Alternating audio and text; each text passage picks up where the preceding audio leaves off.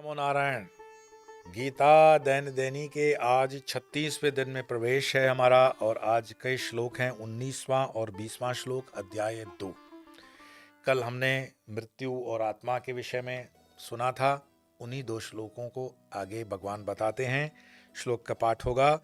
य एनं वेति हन्तारं यश्चैनं मन्यते हतम् उभौ तो न विजानीतो नायं हन्ति न हन्यते न जायते म्रियते वा कदाचिन् नायं भूत्वा भविता वा न भूय अजो नित्य शाश्वतोऽयं पुराणो न हन्यते हन्यमाने शरीरे।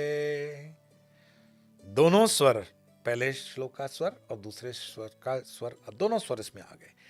पहली बार ऐसा हुआ कि दोनों स्वर एक साथ हमारे पाठ में आए। अर्थात इन श्लोक का अर्थ पढ़ रहा हूं कि जो इस आत्मा को मारने वाला समझता है तथा जो उसको मरा मानता है, वे दोनों ही आत्म तत्व को नहीं जानते हैं। सीधी सी बात है, आत्मा को मरा हुआ जानना मूर्खता है, क्योंकि यह आत्मा वास्तव में न तो किसी को मारता है, न तो किसी को मारता है और न किसी के द्वारा मारा जाता है। इसको कोई मार भी नहीं सकता, क्योंकि आत्म सत्ता के अलावा अन्य किसी की सत्ता ही नहीं है। आत्मा अखंड है, अद्वितीय है और यह आत्मा किसी काल में भी न तो जन्मता है और न ही मरता है और तथा न यह उत्पन्न होकर अस्तित्व में आता है, क्योंकि यह अजन्मा, नित्य, सनातन और पुरातन है। शरीर के मारे जाने पर भी यह नहीं मारा जाता, क्योंकि आत्मा आकाश की तरह असंग है, सर्वव्यापक, शुद्ध चैतन्य स्वरूप है। अक्सर हम अपने रिश्तों में जो भाई बहन, बेटा, पत्नी, पिता, माता, ये संबंध जो देखते हैं, उस संबंध को हम शरीर के माध्यम से जानते हैं। इतिहास इसका गवाह है कि कभी कभी कुछ सालों के बाद आपने देखा होगा 8-10 साल का बच्चा था और 12 साल कहीं समझो खो जाए। अब दाढ़ी मूछ लेकर के माँ बाप के सामने आए तो शायद उसको पहचानने में थोड़ी दिक्कत आ जाती है। कोई पिता है, कहीं चला गया विदेश में, 10-12 साल के बाद आए तो वो मिडिल ईस्ट में जाते हैं ना लोग कमाने के लिए, वो आते हैं 3 साल के बाद अपने परिवार में, तो बच्चे उनको अंकल बुलाते हैं, तो पिता को पहचान नहीं पाते, क्योंकि हम अपने हर संबंध को शरीर से जानते हैं, शरीर माध्यम बनाते हैं। लेकिन यहां कृष्ण कह रहे हैं कि नहीं नहीं, तुम शरीर से ठीक है जानते हो, लेकिन उसका जो परम सत्य है वो तो आत्मा है। कल हमने आत्मा के श्लोकों का अवलोकन भी किया था, श्वेताश्वर उपनिषद का, कि वो बाल के अग्रभाग के आत्मा के परमाणु का अंतकरण में जो माप है, बाल के अगले भाग नोक के 10,000वें भाग के बराबर है। एक बाल, उसका जो 1/10,000 भाग जो होगा वो होगा आत्मा का स्वरूप, आत्मा के परमाणु। और उसका ऐसा भी मानो कि है कि एक सूर्य है, एक सूर्य की कितनी किरणें गिरती है नीचे धरती पर, तो सूर्य परमात्मा है और ये जो अलग अलग तरंगों से आई है वो आत्माएं हैं। तो उसके भाग को तुम समझ सकते हो कि शरीर के अंदर आत्मा का प्रमाण इतना ही है। कई अंग्रेज, कई वेस्टर्न, ईस्टर्न साइंटिस्टों ने इस पर रिसर्च किया कि आखिर आत्मा है तो शरीर में कहाँ है, और अगर है तो उसका वजन कितना है। कुछ लोगों ने थीसिस भी की, 19 ग्राम, 25 ग्राम, 23 ग्राम। कुछ जानवरों के अंदर मरने के बाद वजन बढ़ जाता, तो क्या आत्मा निकलने के बाद वजन बढ़ता है? तो ये एक अपने आप में कॉन्ट्राडिक्ट हो गई चीज। आत्मा का स्थान कहाँ है? आत्मा का स्थान शास्त्रों में इंगित किया हुआ है। हृदय कमल मध्य राजितम निर्विकल्पम हृदय कमल मध्य। अब वो नारायण जो आप उसमें उपनिषद में देखते हो, नारायण उपनिषद के अंदर, तो वो बताते हैं कि हृदय का क्या है। हृदय वो नहीं है जो तुम्हें साइंस बता देती है ऐसे उठा करके दिल। सनातन धर्म का जो हृदय है, परमात्मा जहाँ पे विराजते हैं, हृदय कमल, तो वो बता देते हैं कि इसके अंदर की रूपरेखा या रचना कमल के फूल के समान उल्टी लटकी हुई है। जो हृदय है हमारा वो कमल के फूल के समान उल्टा लटका हुआ है। हृदय कमल मध्य राजितम निर्विकल्पम। अब कोई ऐसी जगह नहीं, ऐसी कंपार्टमेंट की चैम्बर जिसमें तुम पोस्टमार्टम करके देख लो, हाँ ये आत्मा का घर है, ओ निकल गया, ऐसा नहीं है। इसको जानने के लिए यात्रा करनी पड़ती है।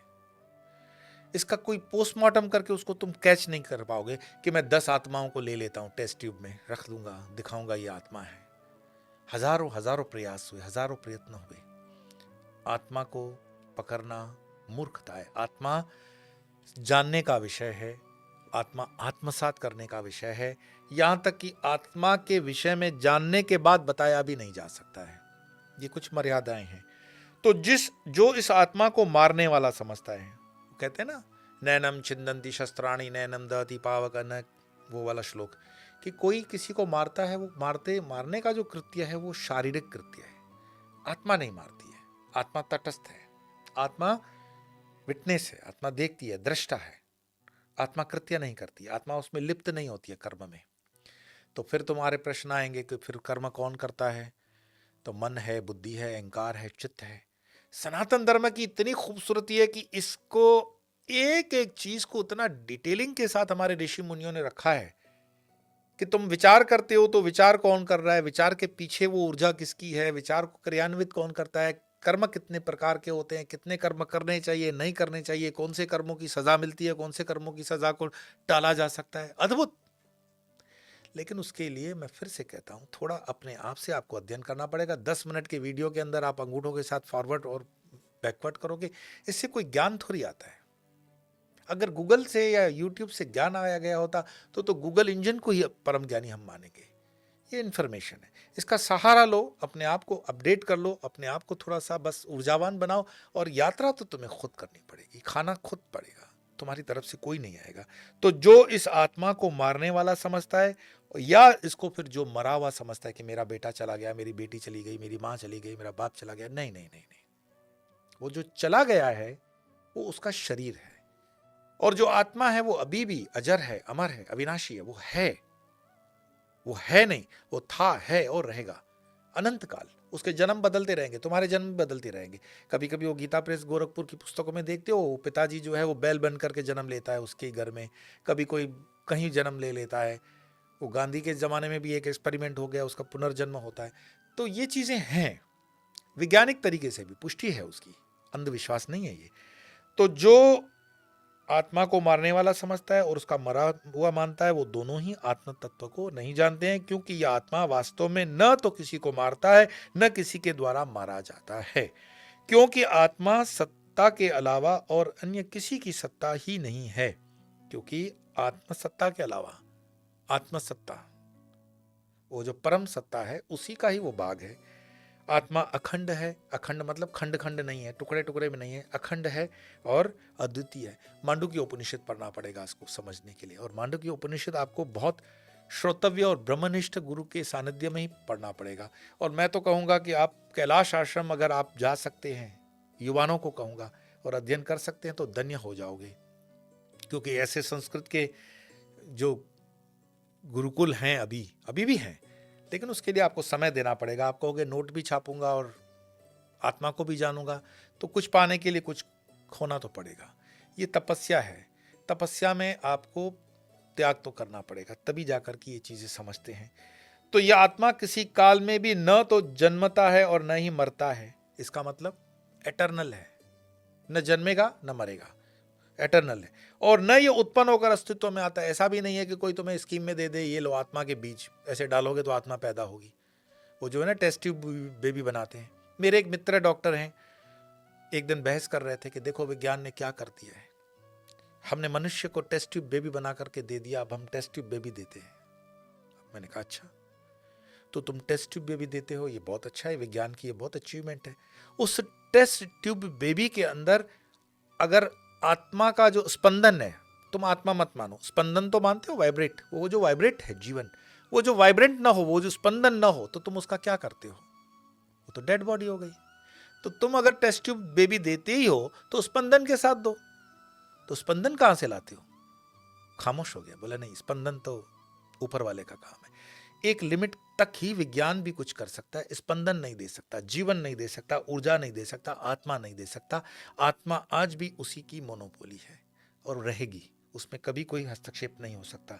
क्योंकि यह जन्मा है, नित्य है, सनातन है, पुरातन है, और शरीर के मारे जाने पर भी ये नहीं मारा जाता।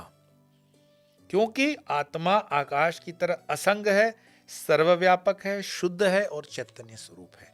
जैसे मानो ये आकाश तुम देखते हो, सांझ के समय का आकाश या सुबह का आकाश, आकाश में बादल आएंगे, पर उन बादलों को भी तुम एक स्तर है, उन बादलों के ऊपर जो नीला आकाश, जो इंटरनेशनल ट्रैवल करते हैं तो उनको पता है कि 32,000 35,000 पर जब वो फ्लाइट चलती है तो आकाश का रंग क्या होता है। जो लोकल नेशनल हम विजिट्स करते हैं, जो 15-20 हज़ार के हाइट पे प्लेन चलता है, उसका स्तर आकाश का क्या होता है। आकाश तो सर्वव्यापक, धरती तक भी आकाश है, वो स्पेस है, लेकिन वो आकाश में जो छोटे छोटे स्वरूप के बादल आ जाते हैं, वो बादल आकाश नहीं है, वो आकाश पे बादल हैं। इसी तरह मानो कि आत्मा जो है वो आकाश की तरह असंग है, वो नित्य है, सर्वव्यापक है, शुद्ध है, चैतन्य स्वरूप है। कुछ चीज़ें 10 मिनट में समझ में नहीं आएगी, थोड़ी सी कभी कभी लगता है हैवी डोज भी है, तो उसके लिए होमवर्क कर लेना, थोड़ा मन लगाना, क्योंकि पूर्व के संस्कार भी आपको गीता पढ़ने से रोक देंगे। कभी किसी का फ़ोन आ जाएगा, कभी किसी व्हाट्सएप में उलझ जाओगे, कभी किसी रील को खोल करके देखने लगोगे, यूट्यूब पे चले जाओगे, नहीं तो नाश्ते की टेबल पे आ जाओगे। इन चीज़ों से बचना, क्योंकि अच्छे संस्कार फलीभूत होने में समय लगते हैं, उसके लिए दृढ़ निश्चय चाहिए, वो दृढ़ निश्चय करना और किसी का करवाना। साथ में श्लोक का पठन पाठन भी करेंगे। आइए 19वां और 20वां श्लोक। येनं वेति हन्तारं यश्चैनं मन्यते हतम् उभौतो न विजानीतो नायं हन्ति न हन्यते न जायते म्रियते वा कदाचिन्नायं भूत्वा भविता वा न भूयः अजो नित्य शाश्वतोऽयं पुराणो न हन्यते हन्यमाने शरीरे।